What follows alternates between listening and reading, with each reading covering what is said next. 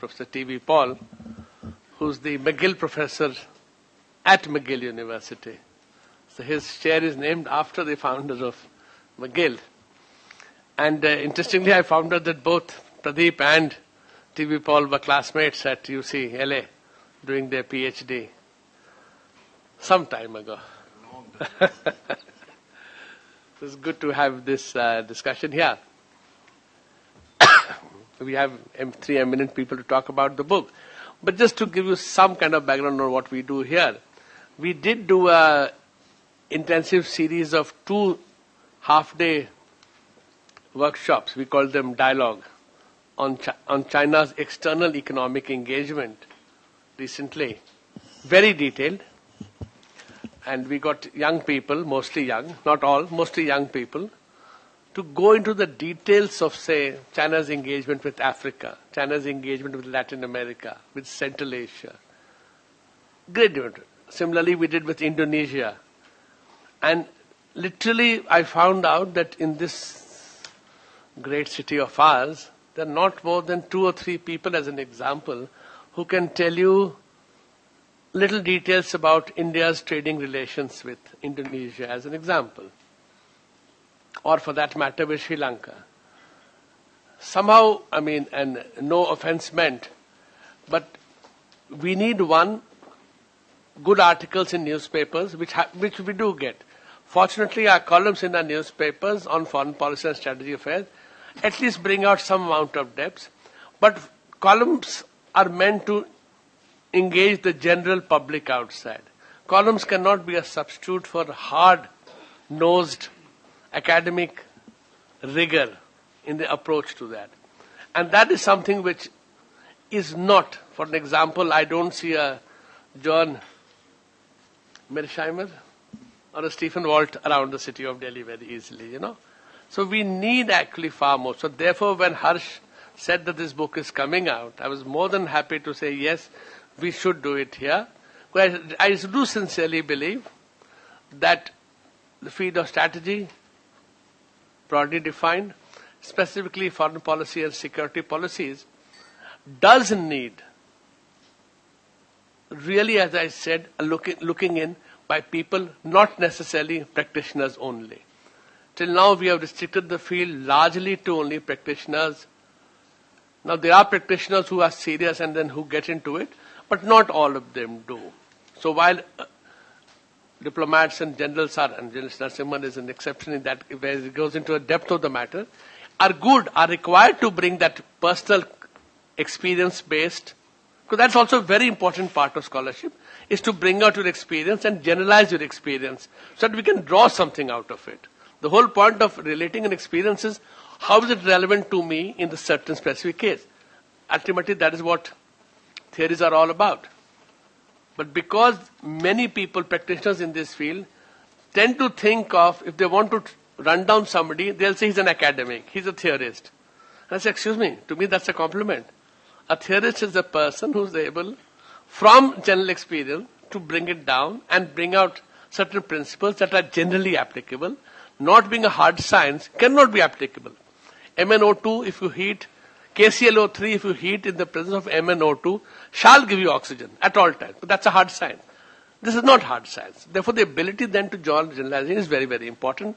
This book is a very important, I just flipped over it. I read only T.V. Paul's detailed, and what I particularly read, one thing, I'm not going to what he said. The one thing I liked was where he disagrees with his own contributor. He says, X, Y, Z in chapter 10 says this. No, I don't think so. That is right. So that, most of people feel that editors must be do-good guys. No, should not be do-good guys. Should point out where they agree and where they disagree. So with that, let me again welcome all of you here. As I said, I will not speak on the book. Let me now request Harsh, Professor Harsh Pant, of King's College, but now for some years at the ORF, to tell us a bit about this series. And thank you. Thank you, Shakti, and thank you, and thanks to Nehru Memorial for hosting this. It's, I think, it's the 4th book in our series. I mean, we publish, So I'm editing a series for Orient Black Swan on strategic studies, and this is fifth book in the series, if I'm not wrong. And the idea there to develop the series was partly to expand the scope for young authors, I think. Now, you will say, but I think, yes, and to bring in, some of the seasoned writers to write, I think for the Indian market, South Asian market as well, because at times we find that books are becoming very, very expensive, especially if you have foreign university presses books, which sometimes are out of reach for most of our students, actually. So that means that we need Indian imprint of most of these books. And an attempt as part of this series is to make at least some of the new scholarship that is coming out on broadly defined strategic studies space to bring it to the Indian market closer to home.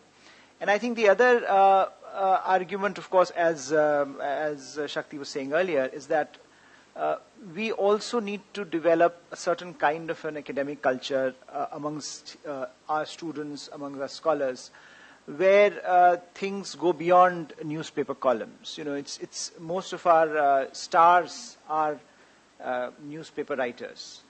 It's very interesting, but only in India will you have government policy which will be driven primarily by what a columnist writes in that day's newspaper. And that should be, in my opinion, avoided. That's not a recipe for good strategy, and that's not a recipe for good scholarship. It can, a newspaper column or magazine article can provoke you into thinking differently, but it is no substitute, as I think Shakti mentioned, for a deep dive scholarship. And that is something that I think we want to encourage youngsters who are working in the space of foreign policy, strategic studies, national security, to think more comprehensively about their research projects as academic projects. And then to publish with us. I think we have a few scholars, both from India and abroad, that have been part of this series. Two very young scholars we published, the previous one, Frank O'Donnell and Yogesh Joshi. They also did their book launch here.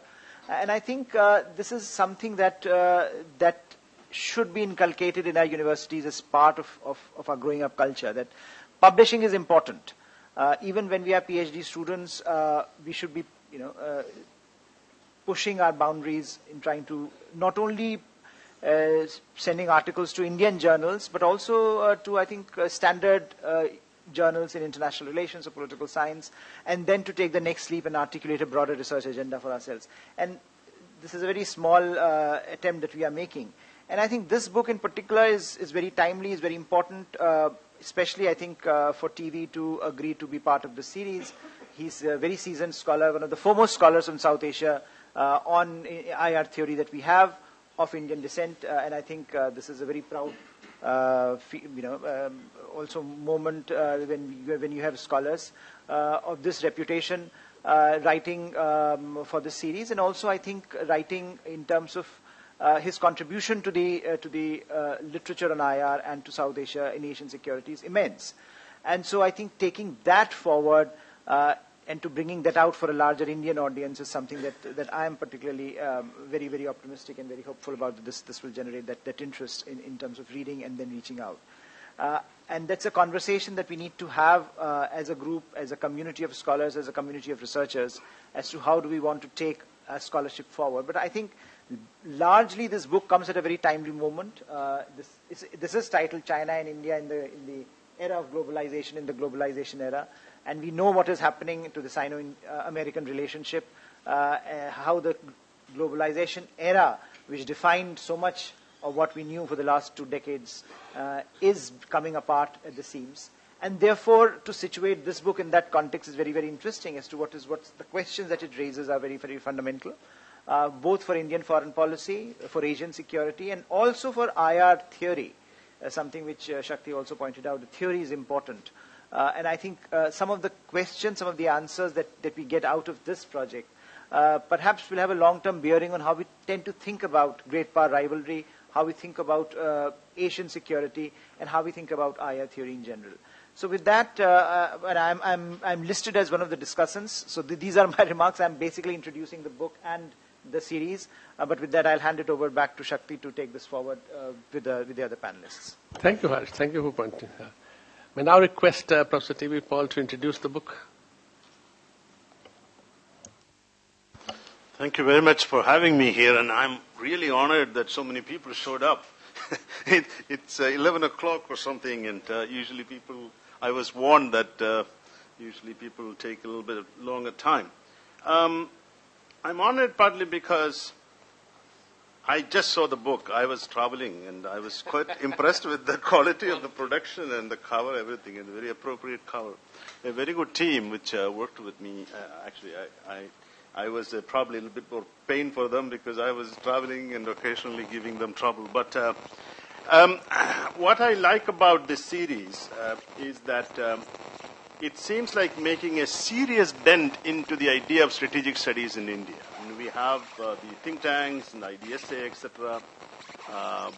But somehow, when it comes out of a serious press like this, it has a bit more credibility than, say, official wisdom. But I'm very happy to be part of it. And a couple of things I would mention. This book was, the incentive was, I did a book sometime back on India-Pakistan rivalry. Some of you must be familiar with it. The Indian version is available through Cambridge, India. And that book was quite an opening for me to look at these rivalries and to compare that rivalry with this. Why is this less intense than the first one? And one of the conclusions that I make in my introduction is that it's a managed rivalry. Asymmetrical with Pakistan, the asymmetrical parties, Pakistan is an intense rivalry partner. It wants continuously challenging the order, whereas India as a symmetrical party is not challenging as much as it could, but it's much more cautious. And so the differences are discussed a little bit.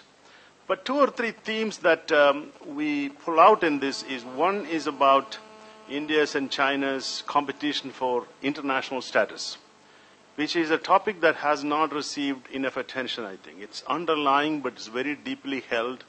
It started off as co-equals in the Asian order, but then, unfortunately, India lagged behind, and China is a lot more successful in economic and other areas. And then with the 62 war, it was a major disaster to some extent for that status rivalry. But that is a very deep-rooted issue here. And Pakistan, too. Pakistan wants to be a co-equal with India. And what is that? A socio-psychological phenomenon.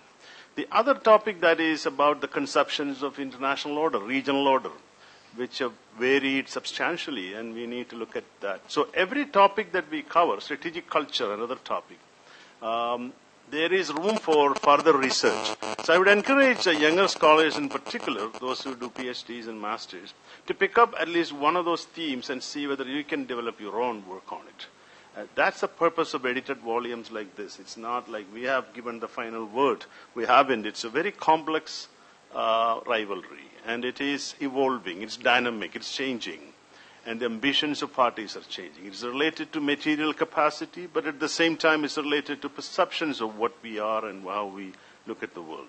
So I'm continuing this sort of thing, and the more and more I read about China and its versions of international order, India, its version, there's potential for some cooperation, but I don't see a permanent rapprochement unless a common enemy emerges. And that could be Trump's America, but I don't know, I doubt it. Trump probably is a passing phenomenon. But the point is, without a common enemy, the chances of this reconciliation is unlikely. But it should be managed, it could be managed, without giving up India's own claims for its role in the emerging world order. So there is a discussion about balance of power competition as a cause for the persistence of this rivalry, okay? People think that balance of power is very good for stability and order, but balance of power competition, especially in the arms area, there is competition taking place. I have another edited collection from colleagues at Singapore, Nanyang Technological University, coming out fairly soon on the naval side of the competition. And I would encourage the Routledge book, more policy-driven work, but it's worth reading, some interesting perceptions coming out of scholars. So, continuing this sort of work, hope to do a bit more on India's emergence as a rising power and the challenges that it faces in the competition for international status. I'll stop there, and I would encourage people to take each chapter seriously. And there are some very fine writers in it. Hopefully you can gain something. And I have a new book on balance of power, self-balancing, which I would encourage Udayji to introduce, which is related to this too, to some extent. So thank you so much, and I'm honored and humbled by this opportunity. This library means a lot to me as a young person living in Delhi and studying. And over the years, wonder what it would have been history had it not been certain events of the 60s. So in any case, appreciate it a lot, and for publishing. And Harsh, good luck with your series, and hope more will come out of it. Thank you, Paul. Thank you. We hope that this other book that you mentioned with Singapore colleagues will also be available at a reasonable price. As has written. We are very lucky and fortunate to have with us Commodore Bhaskar with us to do the honors of raising the book and later speaking on it. May I request you? Yes.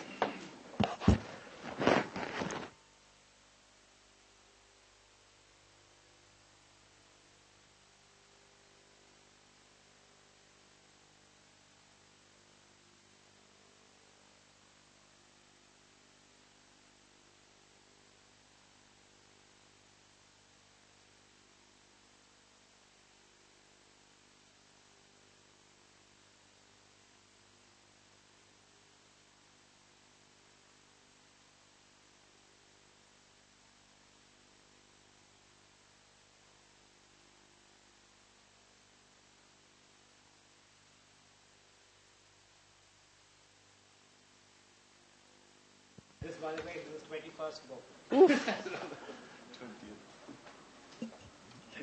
Uday Bhaskar, over the last many, many years, decades I think now, when I was talking, I even forget that he was in the Indian Navy, because I associate him so much with serious thinking on these fields, which by itself is very good, but what even further is the fact that he has encouraged so many young scholars to come up, and mentored them. And that is something which one can really learn from. So, Uday, over to you. Morning, everyone. At the outset, allow me to thank the Nehru Memorial and Mr. Shakti Sinha, the DG, to give me this opportunity and to be amongst you. I'm very glad to be back. There's a sense of nostalgia. As I said, with my white beard, I perhaps have a Rip Van Winkle status. When I was coming in here this morning, I was reminded of one of his predecessors, the illustrious Professor Ravinder Kumar. And I was a very young researcher at the IDSA at that time, in the early 90s. For the record, the Cold War had not ended.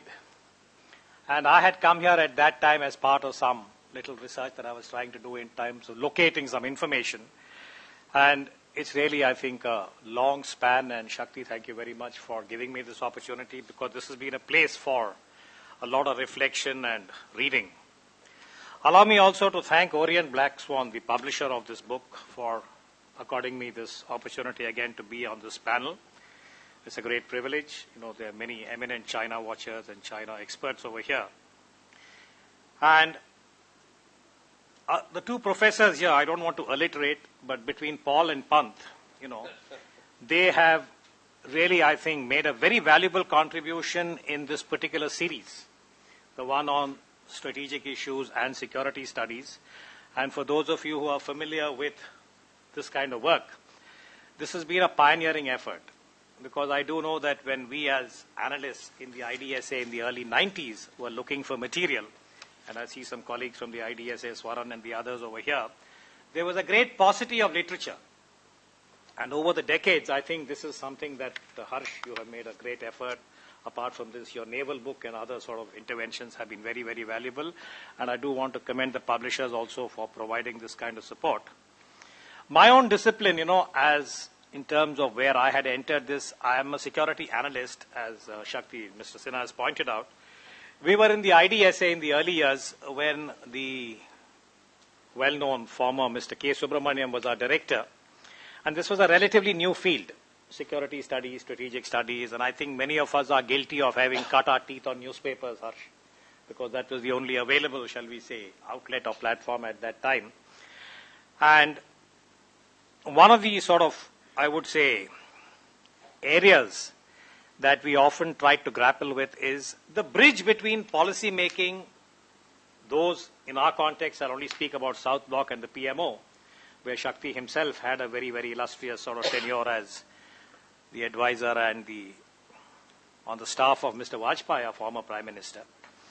In the IDSA with Mr. Subramaniam, whom again most of you would have either met him or you know of him or have heard of him, civil servant, the Indian Administrative Service, one of the, again, I think the first amongst the civil services to actually look at these areas for serious study. And if I may distill what I had picked up from him over the years, is that the policy maker sitting in South Bloc, sitting in PMO, doesn't know much about theory. You know, every politician, whether it's Ronald Reagan in the White House or Mr. Narasimhan Rao on his watch or other prime ministers that we have had in India, are dealing with very complex real life issues. Yes, they have a strategic underpinning. They inherit a certain institutional knowledge or awareness about their country, their interests and so on. And they are trying to evolve what you might call as policies. Not all of them may work. Some of them could be disasters, as we have seen in the case of the United States, whether it's Vietnam, America, Iraq or Afghanistan. And, you know, it evolves. Life goes on, as it is currently under President Donald Trump in relation to the United States. And the academic, the theorist, is trying to interpret, trying to make some sense of this rather messy and opaque policy world. I'll confine my remarks to the security and strategic domain, which is my own area of interest as a student, and within that perhaps the nuclear weapon and the missile, WMD, weapons of mass destruction. And one of the puzzles, and I'm going back really to the Cold War, you know, the last stages of the Cold War, post-Reagan-Gorbachev. How do you correlate, harmonize the academic and the policymaker? As I said, not all policymakers, particularly politicians, are well-versed or even have the time to delve into academia. And this is where I think, you know, one of the metaphors that we have often used is, you have the policy foot. You have to find the right shoe for that foot. So do you cut the foot to get into the existing shoe? Or do you tweak the leather to ensure that you have an appropriate fit? You know, is really a kind of chicken and egg story. And this becomes very relevant in relation to the nuclear issue. Because post-Hiroshima, Nagasaki, I think what humanity in its most collective identity had unleashed was an apocalyptic kind of potential, which had, as I said, the ability to destroy many times over by the time you come to the height of the Cold War on the Reagan-Gorbachev kind of period before the talks start taking effect. And various theories of deterrence, you know, many of the early pioneers in this particular writing used the Cold War as a model. And we had various theories. And finally, they peaked for the policy maker on what they called as MAD, mutually assured destruction. And that ostensibly was the theoretical underpinning, you know, under which the nuclear issue was being managed, or so it seemed. But now we know in hindsight that this was only a partial truth. The Cold War ended without any academic or analyst being able to anticipate that it would end in this very anomalous manner. I'm not trying to belittle or in any way be disparaging of the academic, far from it. I've been in the community of analysts for a long time myself and do acknowledge the complexity. And I would say, you know, it's a very, very difficult task. And I don't think, you know, anybody should even expect that either the academic or the analyst can predict, far from it. You can at best interpret. You can explain a certain situation that is evolving. And this is where I think Professor Paul has made a very, very valuable contribution, if I could make the transition. Again, for those of you who know Professor Paul, this may be repetitive. I got to know him over the years, maybe now it's about 10, 15 years since we first met. And he's a JNU product, by the way. I live on that campus, so if I may say so fondly, he's part of the JNU mafia, but in a different way. Cut his teeth on the west coast of the United States. And again, this is to place on record that he is an author of more than 15 books, either single author or edited, and perhaps as many as 60 refereed articles in the cutting-edge journals, top-notch, which for an academic or an analyst in this particular field is a very, very impressive benchmark. So all of this leads to only one inference. TV Paul doesn't sleep. He's a guy who, if you can look at how, I've had occasion to visit him in his university, and I've seen the kind of diligence with which he approaches his own work, and it's a very vast range of books. I had occasion again to review a couple of them. And perhaps we in India are not aware as to how he is regarded in the international domain in terms of his contribution to theory. If you talk about IR theorists in the world today, I would say that TV, Professor Paul, is really at the top end of the second generation, if I may describe you in that manner, TV. And again, over the last 10 years that I have had occasion to review his work, see his work, this of course is the latest book as far as soft balancing is concerned.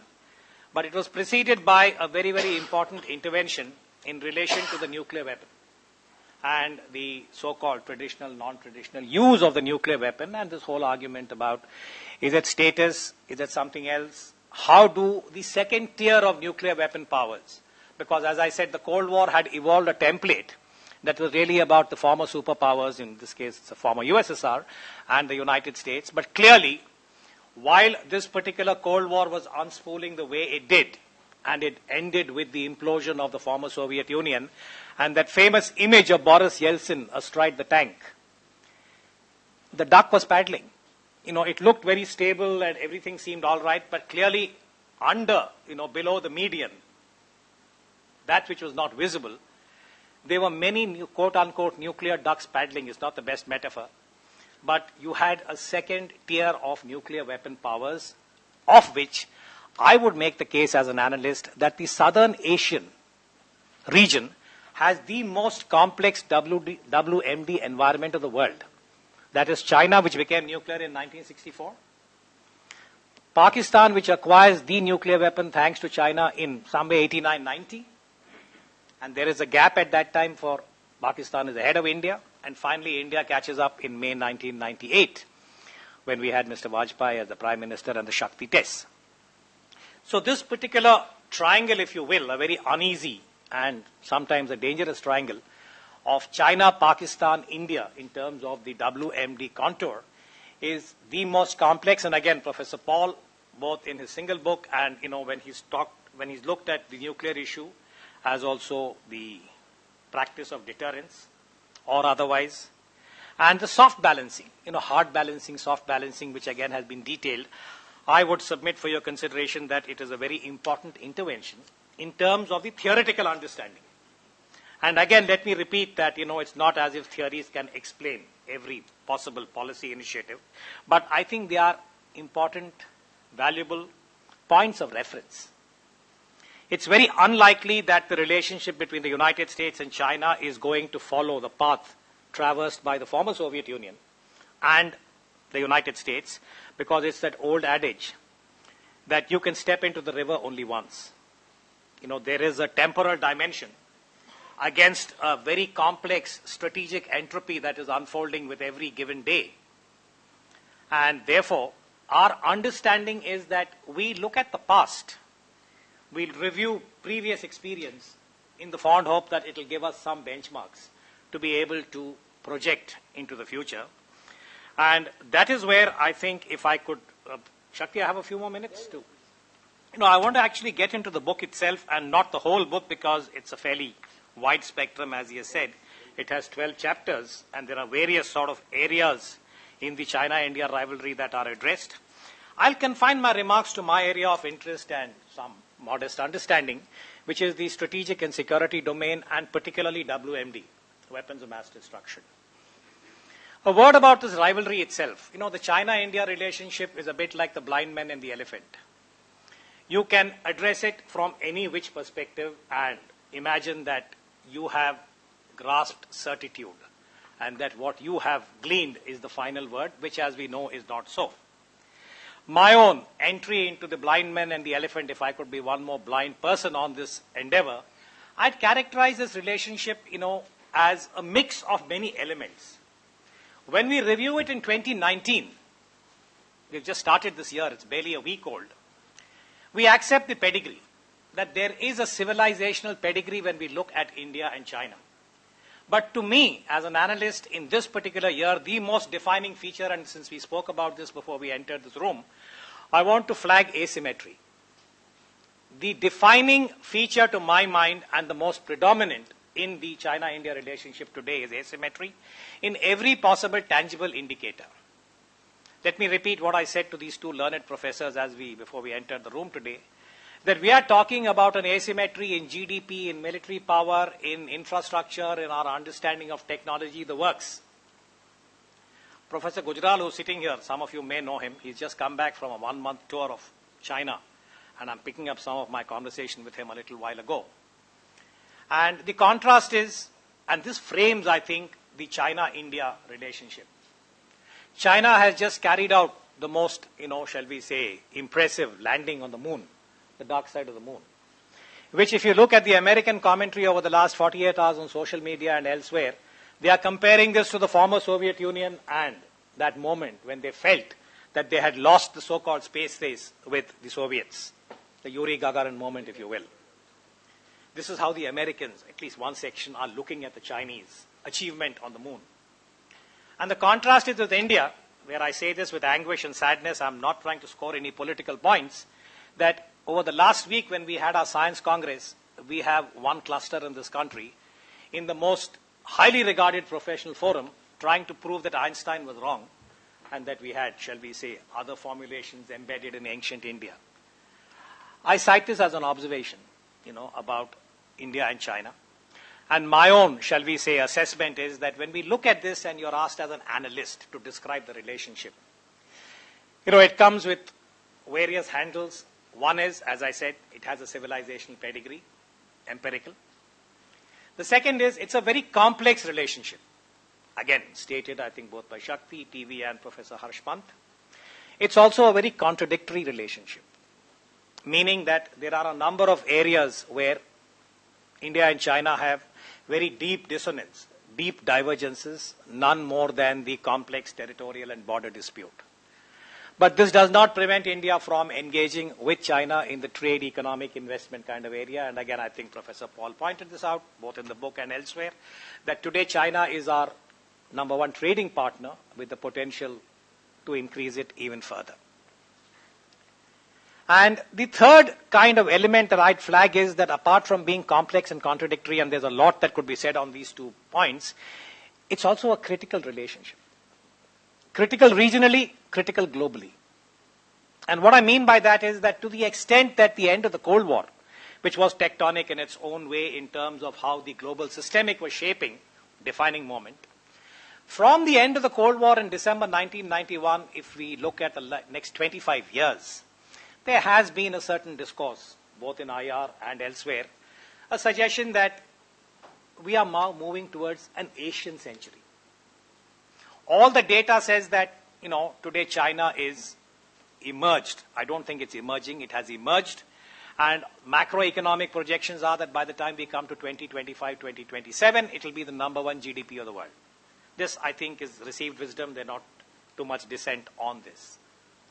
The extension is that along with China, the so-called center of gravity, economic particularly, will shift eastwards.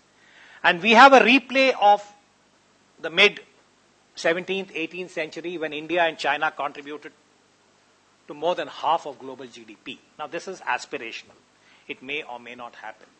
But the extrapolation seems to be that just as China has emerged, so will India. And therefore, we would have the Asian century. I submit for your consideration that this is the critical part of the China-India relationship, meaning that if we are to have an Asian century in a normative sense, it is imperative, it is predicated on a harmonious China-India relationship. Were that not to happen, I submit again that the Asian century would be one of discord and dissonance, and not, shall we say, the positive normative kind of projection that we have seen. And this particular book, I think it draws attention to many of these possibilities across the board. And I won't go into the detail. The introductory chapter by Professor Paul is very, very lucid, very illuminating. I want to pick up 3 or 4 elements. Now, amongst the various areas of discord, we're familiar with territoriality and the fact that we do not have a border. But he has posited, I think, a very interesting kind of formulation, a theoretical formulation. He speaks about the managed rivalry between India and China, which again is a fact of, shall we say, empirical. Many years ago, I was a note taker, when Prime Minister Narasimhan was at the helm of affairs on some issues. He was also concurrently the president of the IDSA. So that was my, shall we say, relevance at that point in time. And I do recall that as Prime Minister, the relationship with China was one of great, shall we say, complexity and importance for India. And if you remember, Prime Minister Rao had taken over as, at the helm of affairs at a very, very difficult time in India. But there was a regional context, there was a bilateral context. China was coming out of Tiananmen, 1989. For the bilateral, it had been preceded by the 1988 Rajiv Gandhi visit. The Cold War ended in December 1991. So I'm just trying to triangulate and give you the equivalent of the big picture.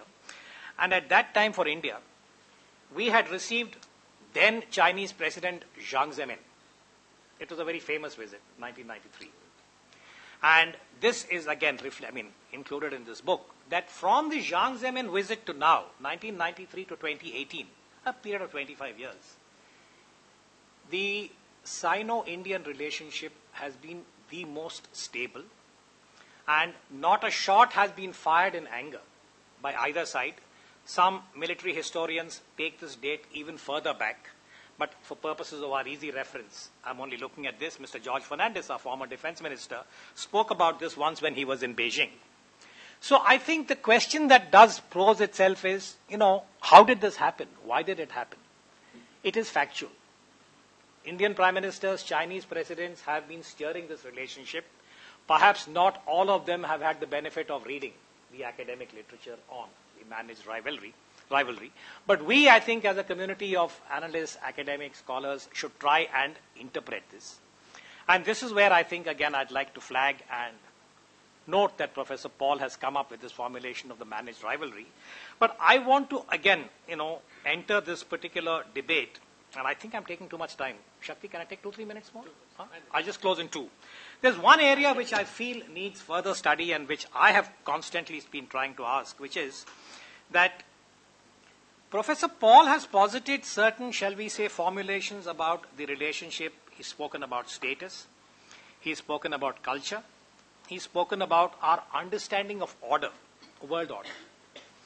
And I am suggesting that perhaps there is one aspect that still remains opaque, and I'm sticking to my brief of WMD, which does not get adequate mention in the book, which is that China enabled Pakistan to go nuclear in that period 89 to 90.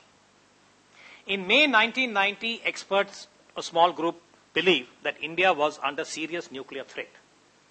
We had the visit of Robert Gates. And it remains one of the unexplained, shall we say, episodes in terms of the policy dilemma. Was India under a nuclear threat or not in May 1990? It comes into the public domain only on Bill Clinton's watch, Clinton 1. And my query as an analyst is, why is it that China is determined or following this particular path of enabling Pakistan's nuclear status, knowing fully well that Pakistan is invested in terror? I've said this in Beijing when I had occasion to meet our Chinese colleagues over there, saying that you have a responsibility for Mumbai 2008.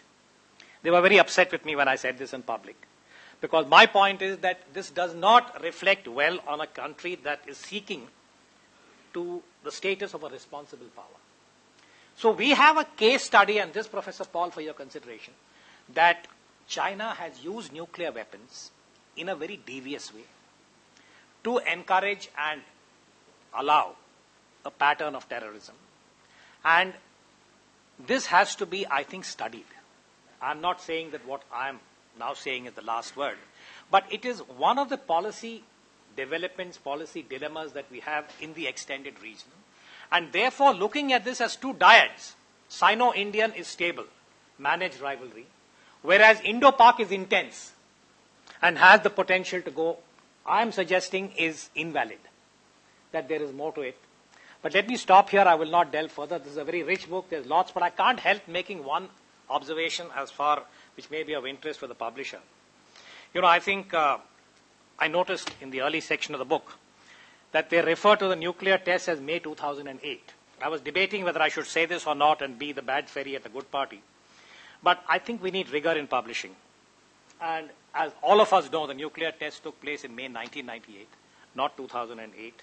I'd request Orient to sort of have greater rigor, I think, because this is not just about spell check or otherwise. You need some domain affinity.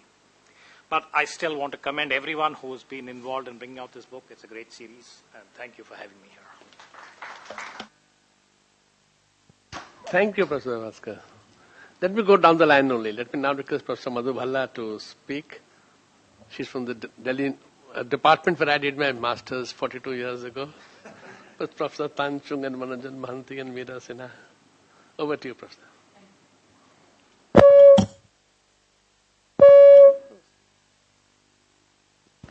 Yeah. Thank you very much, and good morning to everybody. The last time I was seriously in the Nehru Memorial Museum, I think it was 1996. So I just picked up a form to renew my membership. So thank you for inviting me and reminding me that I need to come here more often. I read this book last week, and I thoroughly enjoyed reading it. For the reason that there are rarely in the Indian domain of Chinese studies, studies that actually look at theory and then within that framework look at China-India policy. A lot of it is narratives about what one did to the other, and at some point it's a zero-sum game when we look at these kinds of narratives. So in a sense, I think this book is a really good addition to what we read about India-China policy. But having said that, I was a little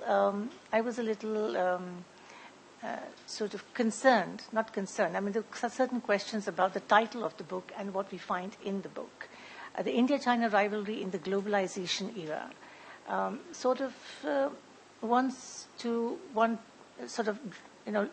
it raises questions about what we mean by the current era. Is it an era of globalization? Is it an era of deglobalization? Where are we going with globalization, and where do we want to actually position India-China relations currently and in the near future? There is much about how India-China policy is positioned along various lines in the era that is just ending, it seems to me, right? While the major concerns, I think, for both India and China and other states is what is happening to globalization and where the relationship is going to go. So while I entirely agree with Professor Paul that this is an enduring and a managed rivalry, that there is status rivalry at the heart of our relationships, that we differ in our conceptions of global order, and that there are separate strategic cultures that drive India-China relationships. And, of course, that this rivalry constantly changes, and the elements of that rivalry sometimes become, in terms of territory, in terms of sometimes status, in terms of other things, sometimes wax and wane. However, the fact remains that all of the parameters on which the various authors sort of address India-China rivalry will be radically changing in the very near future. If you just look at the chapters, say, on India-China economic relations, much of these economic relations will actually change as a consequence of deglobalization, one, as a consequence of the fourth industrial revolution, second. Right? The nature of the global economy will change. The nature of national economies will change. The impact on resources, on logistics, on the need for infrastructure, physical infrastructure, the kind of policies we evolve in terms of jobs and the management of labor, and the kinds of capital investments we need to make in fourth industrial revolution technologies will actually dictate radical changes in India-China economic relations. I think the asymmetries in trade deficits, etc., will no longer really be the fulcrum of India-China economic relations, will not be a major concern. They will be of some concern, certainly, but not a major concern. The way we manufacture will change, additive technology, cyber highways, will all of them change our focus on the future of national economies and the global economy. So I think some of these concerns, I think, needed to be actually looked at in a book of this kind. It's coming out in 2019. This is much after Trump has kick-started the deglobalization process. Nationalistic governments elsewhere have pulled out of multilateral processes and out of multilateral arrangements and regional arrangements. And I think we are looking at a completely different perspective on how the world will now relate to each other, how nations will now relate to each other. That seemed to me, I think, to be sort of missing in all of the papers that have emerged here. That sense of what is coming, what is imminent, and what is partially already there. And when I say partially already there, I suppose what I'm looking at is the fact that many countries are now actually investing in the technology for the fourth industrial revolution. In the Asia-Pacific, China actually invests in 70%. China's investment is 70% of the entire Asia-Pacific region in new technologies. So in a sense, China itself has a two-pronged policy on future developments. If you look at the BRI, the Belt and Road Initiative, it's actually moving globalization 3.0 technologies to Eurasia and to Africa. Whereas, in fact, within China, there are huge hubs of technology development and universities of excellence that are looking at FIR technologies, the fourth industrial relation technologies. And 70% of what is being invested in the Asia-Pacific region in terms of investments in new technologies are actually from China. So we are looking actually at a realization within China that it has a dual economic purpose. One is to push 3.0 globalization into the BRI, and the second is to develop 4.0 globalization within China itself. So in a sense, I think it's not just, FIR is not just imminent, it's already there in many of the policy processes within China itself, and within India as well. We just established a World Economic Forum institute in India on fourth industrial revolution technologies. So there is a realization within national governments that this is very close to the future, right? And this is where the stakes really are. The other thing I think that is interesting in this book, and the one thing that I find really interesting in this book is, the chapter on, first, I think, Professor Paul's introduction, and then, of course, Miller's chapter on conceptions of world order. In a sense, it seems to me a little out of sync. I mean, Miller's chapter seems to me a little out of sync. Whereas the discussion on Indian conceptions of world order is fairly standard, Nehru, all the rest, right? Post-colonial attitudes, all the rest of it. I think the discussion on China seems to miss the mark completely. I mean, the focus on Tianxia, and solely on Tianxia, the notion of all under heaven, doesn't seem to actually capture how Chinese see the world. I think the Chinese have, since 1945, and certainly since the Chinese Communist Party came to power, had a very Marxist interpretation of the structure of the world, the structure of global hierarchies, right? And even as they have moved up the economic ladder and up the political hierarchy ladder, that assessment of, that evaluation of global hierarchies and the global structure is never missing in the work reports of various Chinese prime ministers and various Chinese functionaries. So if you look at the 18th Party Congress, the 19th Party Congress, and the work reports that are actually submitted to the Congresses, much of the evaluation of the global environment is within the framework of these of this structure. Which sort of brings me to the point that really it's not just ancient Chinese thinking about all under heaven, Tianjia, the role of the mandate of heaven, etc. But it's also, I think, the whole Marxist framework, socialist framework, which still underlies or hinges the party, that is very important in how the party views global structure. Now, it translates that into more realist assessments of power structures and power hierarchies. But within that, China sees itself very much a part of a what shall I say, of a nation that is trying to right a wrong, that has actually a fundamental, where power has a teleological end, and where the teleological end, of course, is socialist justice, right? So in a sense, I think it's a little bit more, China's world view and the idea of its idea of world order is a little bit more complicated than just the traditional Tianjia view or the traditional Confucianist view. I think China has come a long way out of that. So while it may invoke the Confucianist view in its Confucian centers, it may talk about Tianjia as Yuan thinks does. Actually, Chinese leaders themselves have never mentioned Tianjia. Right? What they have mentioned is harmonious development. What they have mentioned is a community of destiny, right? What they have mentioned are terms that can be interpreted to indicate a much more liberal, cohesive notion of global order, but in which there is a hierarchy of order, right? And in that hierarchy of order, China is very clear where it actually stands today, which is one of the reasons why there is this deep-seated asymmetry in the China-India relationship.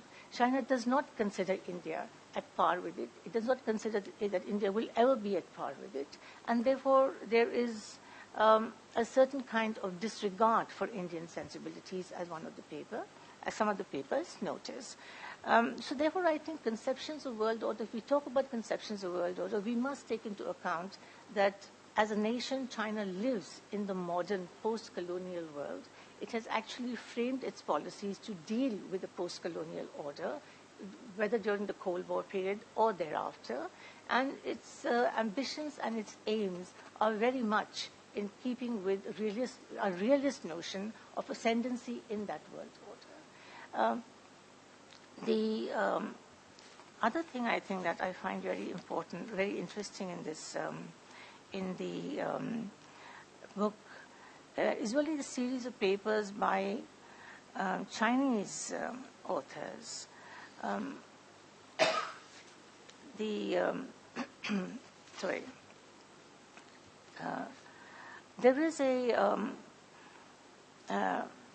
is a paper by Shanhan and Belanger where really the discussion sort of veers on hard balancing, soft balancing, limited balancing, etc., right? And the prospects for China-India relationship in this context are not very promising. Much of it is actually quite pessimistic. That while the relationship is managed, while the relationship sometimes veers towards, towards soft balancing and sometimes towards limited balancing, there's a continuum in the balancing that will carry on for many years to come. And the fact that there will be a continuum in balancing also means that the rivalry is a persistence rivalry, and that comes through in many papers in the book. One of the arguments that is sometimes made in the book by some people is that to end that rivalry you need to have some kind of a shock, right? The shock of the Second World War actually ended the rivalry between France and Germany, for example. Now, the shock that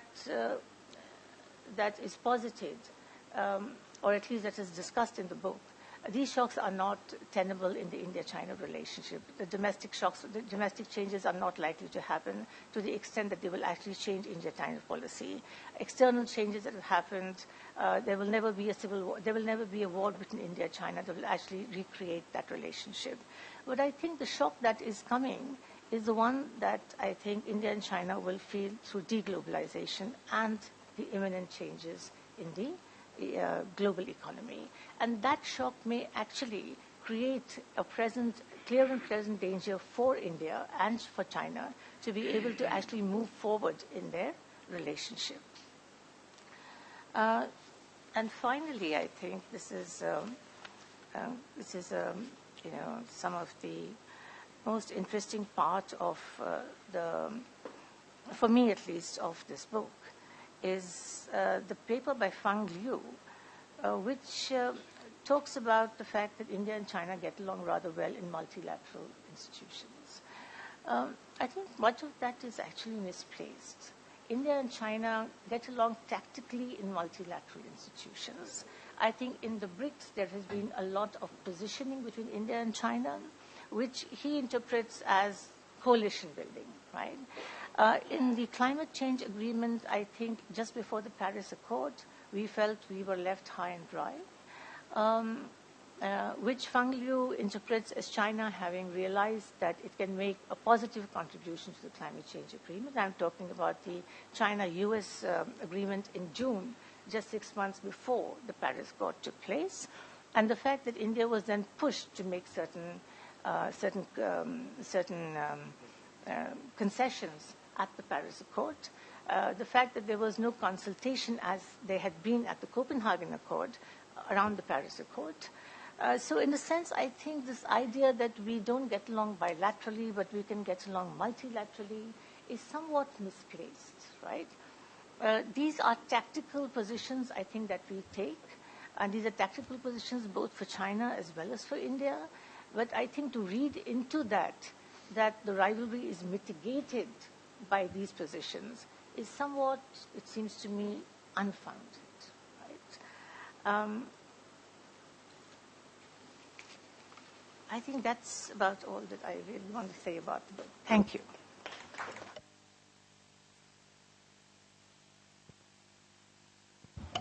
Thank you, Prof. Bhalla. Now I request General Narasimhan. And General Narasimhan was last here, so not 1996, not Ravindra Kumar's time, less than a year ago when Bertil Littner's book, which, the new book, China's India War, was released. So you can't say that I came after 20 years. I'm not saying that.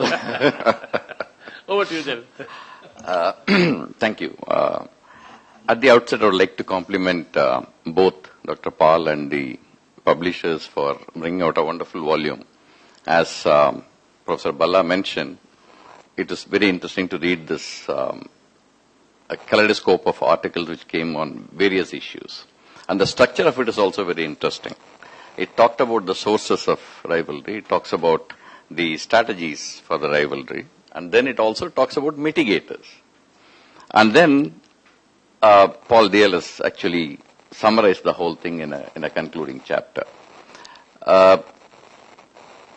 Two strands run across many of the articles. One is the economic interdependence that many of the authors talk about. Mr. Sinha talked about Narasimhan. Narasimhan himself has stated that the economic interdependence will not overweigh political decisions. So many of the authors, when they say that the economic interdependence is going to weigh on the political decisions, that is a thing that you need to take it with a pinch of salt. But of course, another author at the end of the book mentioned that it may not be so. The second thing is on the interdependence, economic interdependence between India and China. Many of the authors, analysts overlook the fact that there is a huge trade deficit in favor of, trade surplus in favor of China. If you look at $84 billion worth of bilateral trade, and the deficit is somewhere around $61 billion, then you know what kind of trade you're talking about. So the economic interdependence, I think, is being overplayed as far as this is concerned. The second strand that runs through many of the chapters is the Doklam issue. I feel that most of the authors have dealt it in an episodical manner taking the Doklam issue in isolation. Please look at a continuous kind of reaction that India has had from 67. I mean, Commodore Uday Bhaskar mentioned about the period, some analysts take it a little earlier. That earlier period is 67 when we met the Chinese in Nathula. 67, you look at Samrung-Chu in 86, you look at DBO in 2013, Chumer in 2014, then Doklam 2017, you find a continuous effort of actually standing up whenever the territorial integrity or the sovereignty question comes up. So if you look at it episodically as a Doklam issue, then you tend to draw conclusions which are different from a consistency that has been existing from earlier times. There is a mention, I think Dr. Paul's article mentions this, on Indian Ocean region being the main area of emerging balance of power competition. At the moment, it doesn't appear so. It appears that the Pacific is going to be the first one which is going to be getting into this kind of an issue.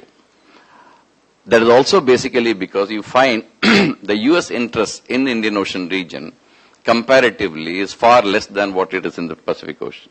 So you find a variation in the importance that is being given to Pacific Ocean and the Indian Ocean. The Mahesh Sankar's article mentions about the territorial issues. One aspect that many of us actually overlook is the fact that in the Simla Convention, the Chinese representative was very much present there. And he initialed that particular agreement that was signed at that point in time.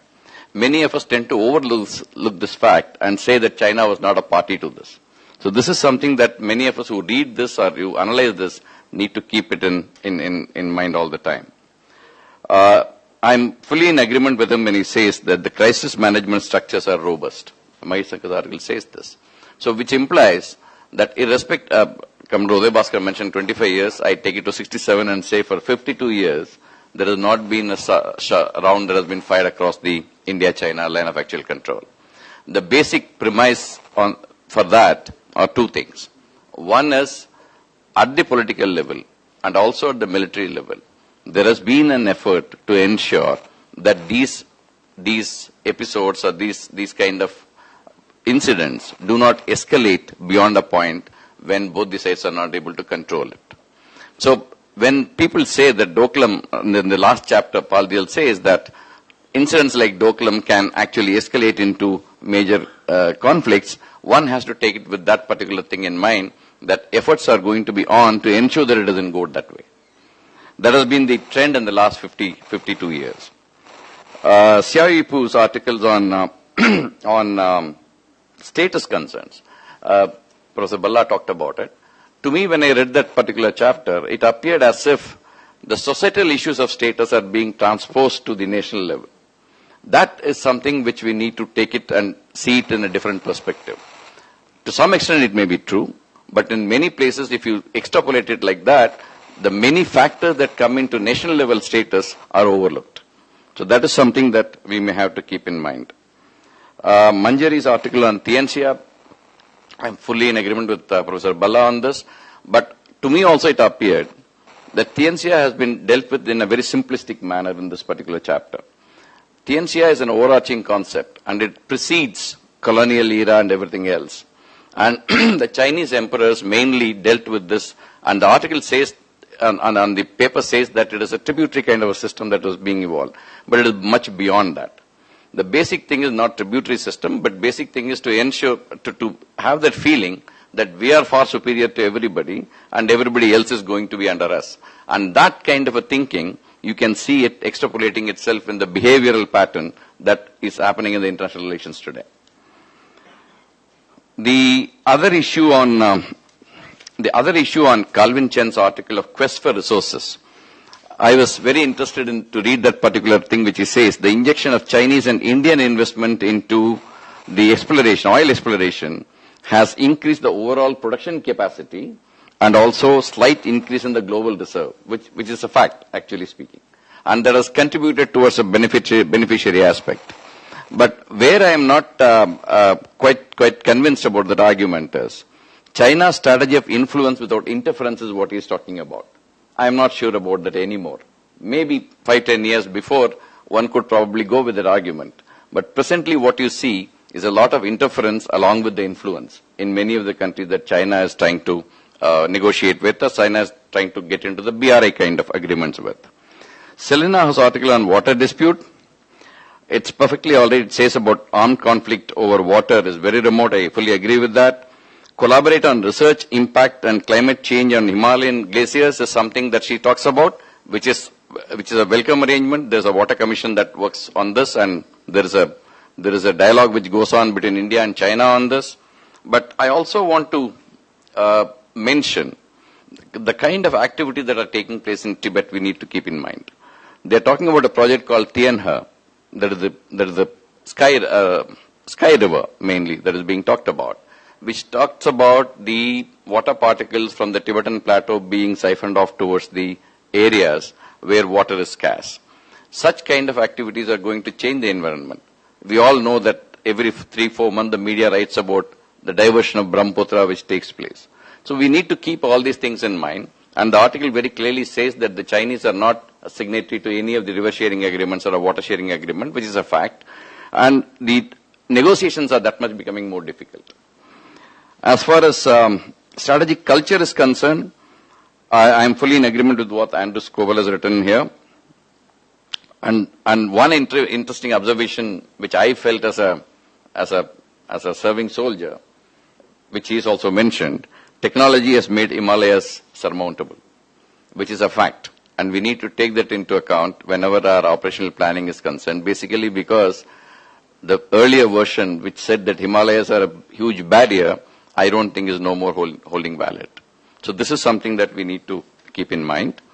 As far as mitigators are concerned, economic ties are unlikely to improve political relations, which I mentioned earlier, and the BRI to be accompanied by efforts to create more governing institutions than currently exist. This has been the major trend. If you look at the pushbacks that are happening against the BRI, today you can count at least 30 countries which are pushing back against the BRI. If you look at that, the main reason for that is this is the particular thing. And China is holding the next summit in April to this year. They have already started the work for that. And they are trying to redo the BRI concept. Let's see how it pans out in this year by about April, May. The engagement of institutions which Professor Bhalla talked about, Feng Liu's article, paper, that talks about cooperation in 2 fields and divergence in 2 fields. It is not so simple. There are larger things that you need to look into in this.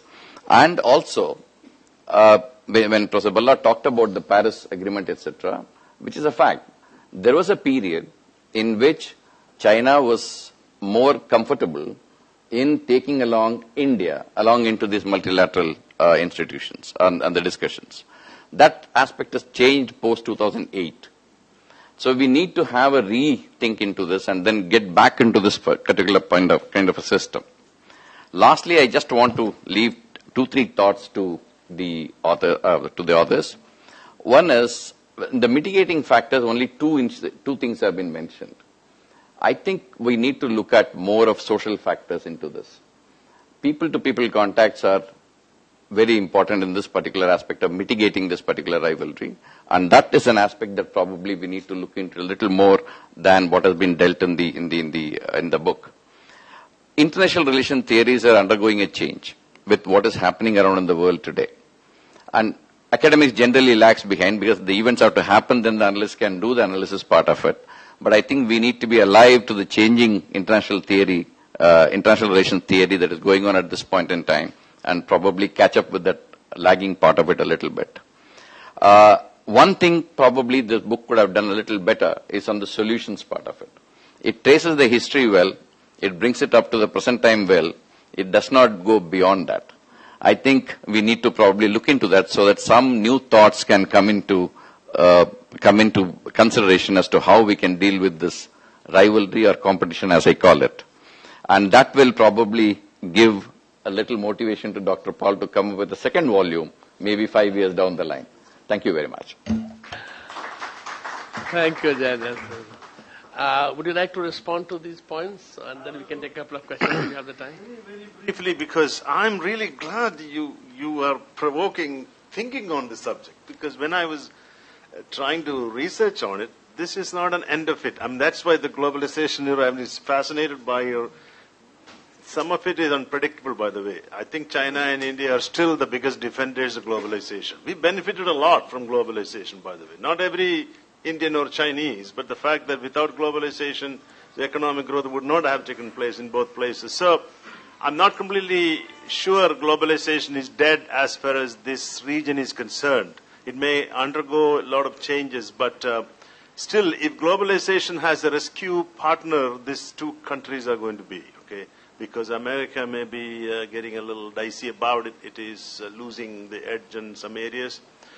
So I appreciate the thought, and this is exactly what I want to do. I never accept my own logic as the ultimate biblical truth, because you need contestation. Arguments need to be contested, and then new ideas emerge out of it. That's what social science progress is all about. There is absolutely... But I think what you guys provided is room for people sitting in this room, youngsters. I can think of some scholars who might pick up these topics and develop further work on it. This topic is, yes, there are new books, some new books came out, but still it is very territorial issues, it's military issues. There's a lot more to it, okay? That's what impressed myself when I was reading about it, that we have ignored the status question. It is difficult to measure, that's part of the problem. But it needs to be done, otherwise, how do you find the solution? I agree, we need a good studies on how India's two big rivalries will end and how you can increase the opportunity for... I think there are works out there that look at top-down approaches to bottom-up approaches. A lot of peace groups will think people-to-people contact will change. Not really. Some argue that it is going to be at the governmental level the change has to come. Then the people will go around and make it deep, embedded peace, the liberal peace, because liberal peace requires people-to-people contact. But they rarely do the initial work. It is people like you who make the difference, the initial... that political, the Sadat moment, sort of. That hasn't happened because we haven't had triggers or shocks that was mentioned to change the mindset of elite in particular. So I'm very pleased. In fact, I learned from your discussion quite a bit.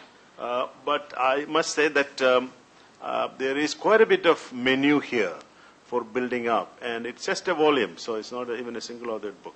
But I would certainly encourage scholars to think about this rivalry, compare that with other rivalries, and the emerging situation with the United States in particular. Thank you. Thank you. We can take a couple of questions. I think one of the most important factors behind the Chinese behavior after 2008... Introduce yourself also, so they know. I'm Ravi Mishra, Deputy Director in MML. I think one of the most important factors behind the Chinese behavior since 2008 has been the expectation or the prediction, and as Commodore Uday Bhaskar mentioned, that in the near future, the Chinese GDP is going to surpass the American GDP. You mentioned 2017 or 2027 or 28.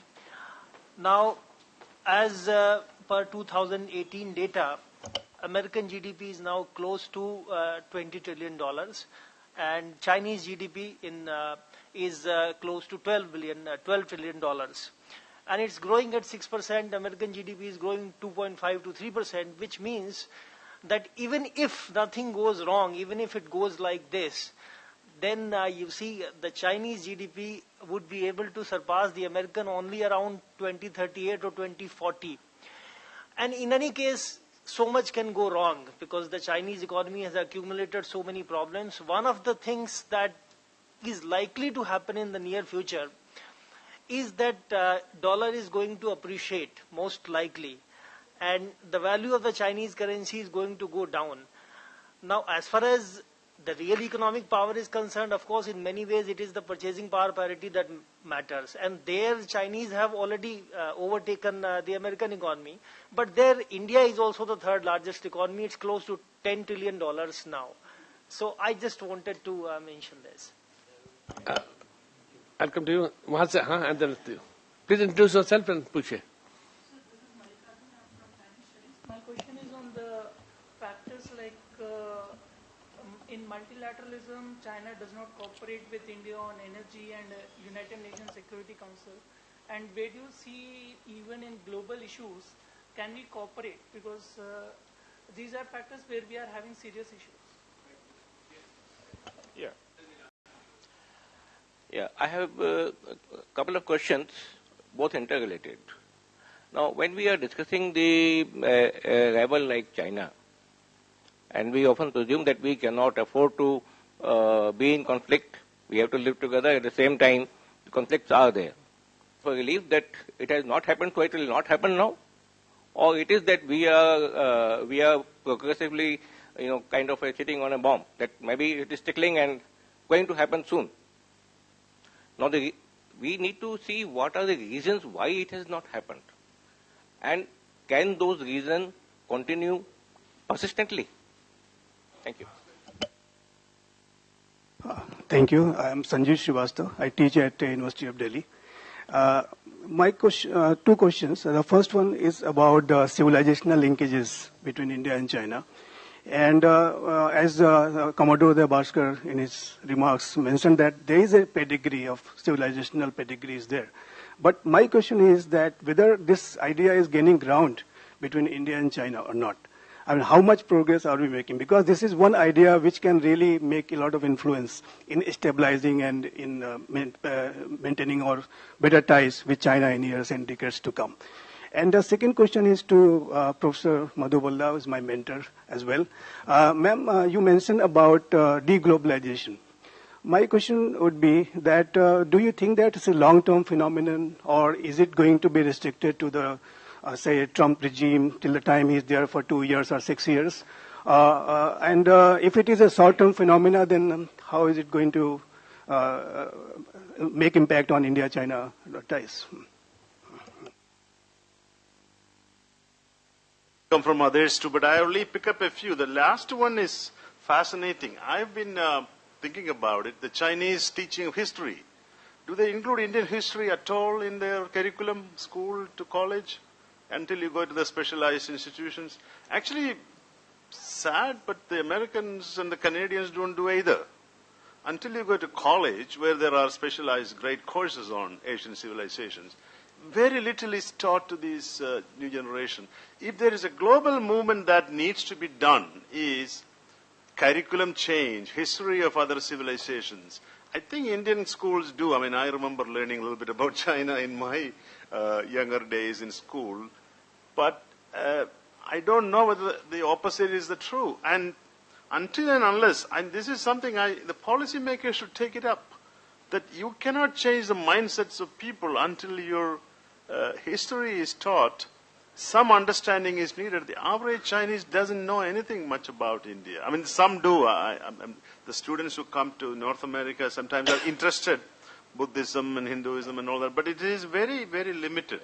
So that is one big challenge. This whole people-to-people contact is not happening because they don't know much about it. It's a very archaic understanding. I don't know about Indians' understanding of China, maybe also not that great. I won't go into all the questions, but one of the questions that was raised was that the American resurgence, as they call it.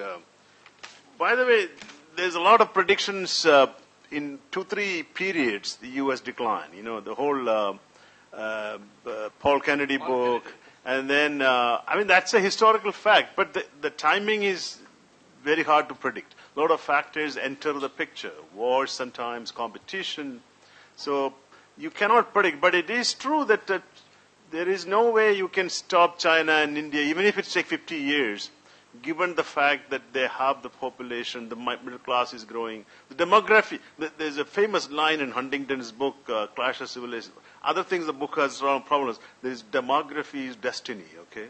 And for that reason, unless technological revolutions take place that takes away the value of demography, economies will depend on demography. And that's where these countries will have potential. So I'm not sure U.S. decline. U.S. decline is happening in some areas, by the way. I travel a lot in the U.S. And you see some parts of the U.S. is pathetic, including some airports. And, the way they conduct business is really not that great. But some parts are really posh and impressively going. the Silicon Valleys of the world, and that's the innovation. So 10% of America is doing fantastic, and whether the rest of America, I don't know. The societal level pressures are mounting, given the migration pressures and the kind of things that I've never seen this much bitterness in America in the last 30 years I've been there. There is a considerable class divisions coming. So what does that do to your rise of America? And I think that has to be factored into. I won't go into why this rivalry has not led to we're sitting on a time bomb. And that's what this is trying to address. The mitigators are there for any rivalry. Okay, there can be unpredictables and imponderables, and that can happen. That's why the political elite have to be consciously watching it. Don't leave it to Xi Jinping visiting Ahmedabad and then the military doing something. That was the kind of thing that you can expect if they leave it to the very narrow military interpretation of behavior, PLA or whatever. I'll stop there, and these people sitting next to me are a lot more aware of things than I am on what's going on day to day. I'll pass. Yeah.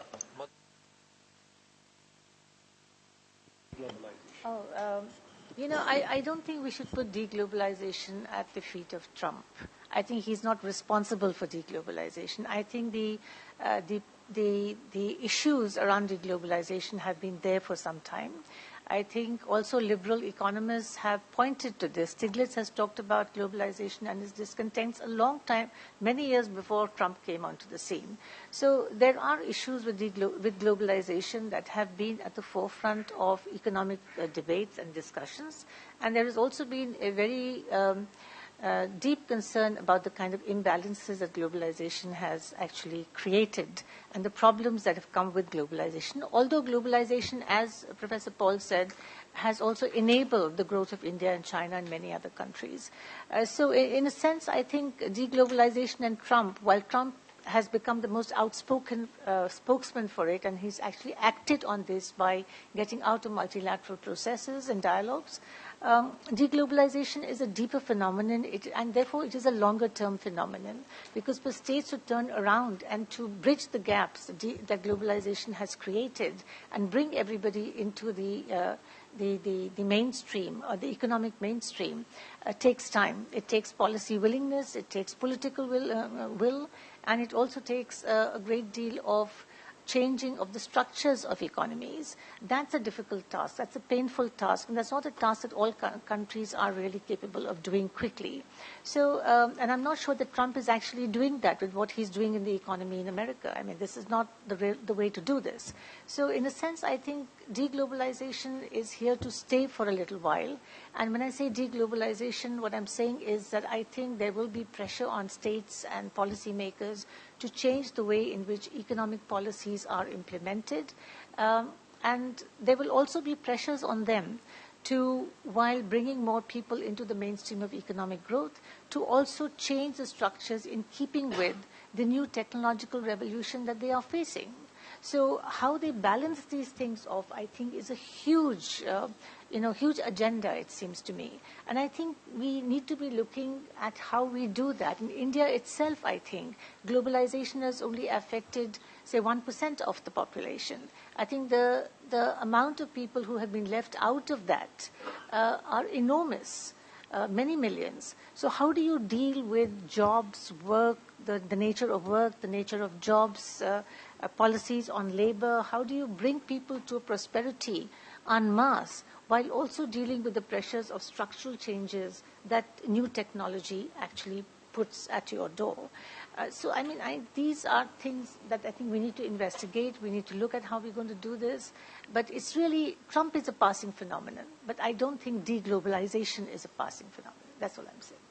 Thank you. Let me just say a few words about the book and then we can wind up. One, we had planned a Sadat moment. We executed a Sadat moment in 1999 February by going to Lahore. Well, we thought it was a Sadat moment, but then you realize that in Pakistan, nothing as it appears to be. So it's, exactly. So we got the Kargil moment instead. But Professor Paul, I would think that, in that many ways, for the Indian policymaker now, Pakistan has come considerably down the list of priorities now.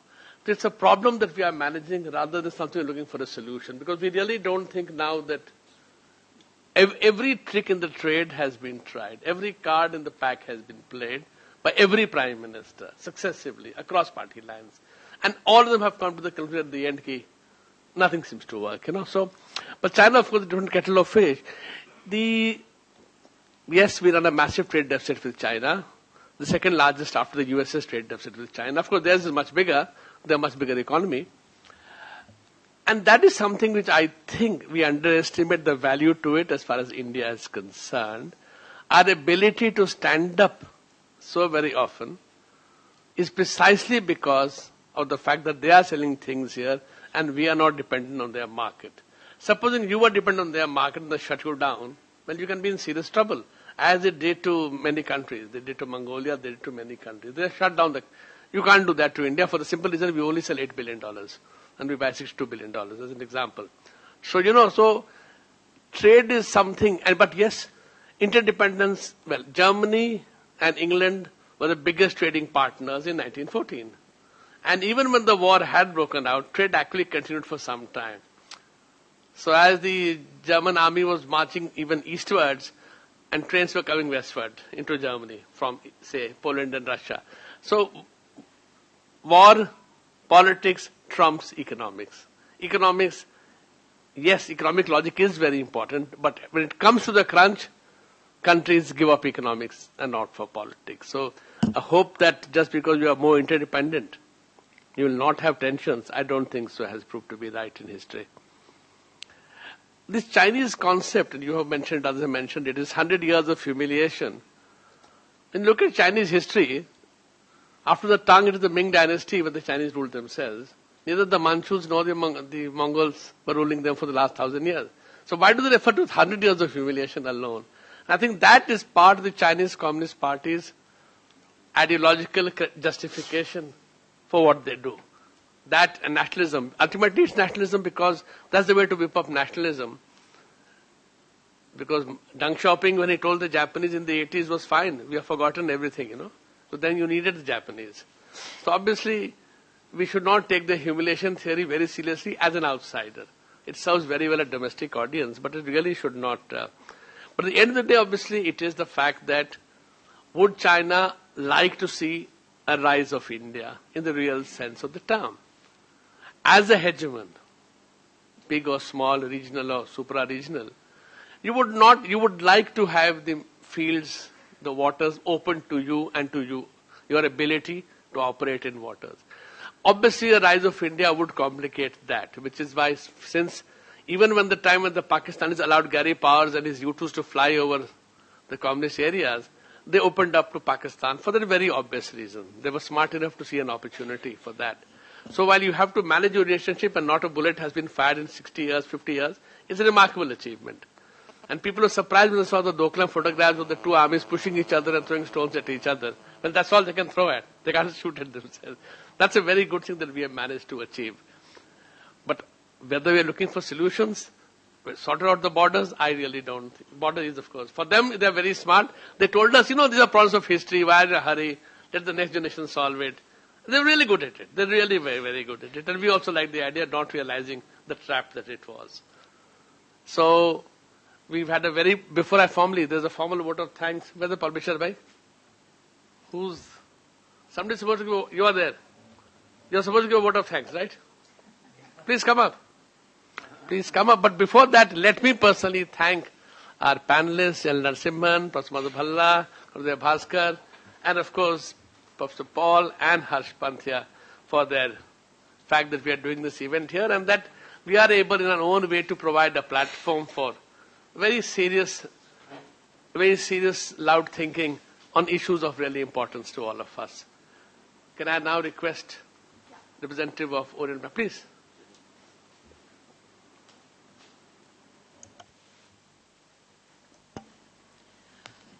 On behalf of Orient Black Swan, I would like to thank Mr. Shakti Sinha and NMML, Professor Harsh Pant, Professor T.V. Paul, Commodore Uday Bhaskar, Professor Bhalla, and Dr. Narasimhan.